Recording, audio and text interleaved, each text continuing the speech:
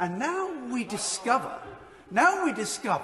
that a vaccination may be a passport to the acquisition of your civil liberties, and without which you will have all sorts of things that you would be able to do denied to you.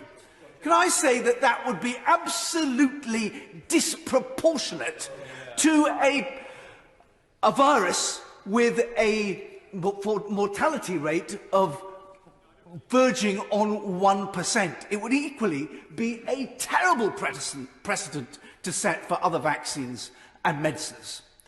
So I hope that we can get away from that. The way to persuade people to have a vaccine is, of course, to line up the entire government and its ministers and their loved ones and let them take it first, and then get all the lovies, the icons of popular culture, out on the airwaves singing its praises. To have any kind of suggestion of coercion absolutely feeds the conspiracy theory that we are being cowed and our liberties being taken away. Very I'm extremely grateful to him for giving way.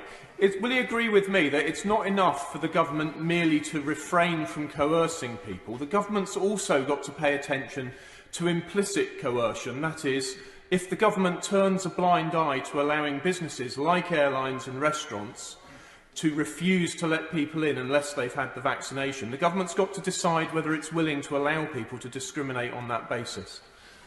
Discrimination. It would be vaccinationism, which we must, of course, resist.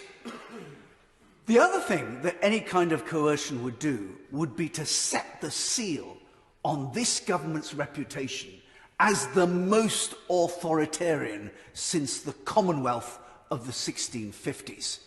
But it is as nothing to the enthusiasm that we've seen from the front bench opposite for even more coercive and restrictive measures.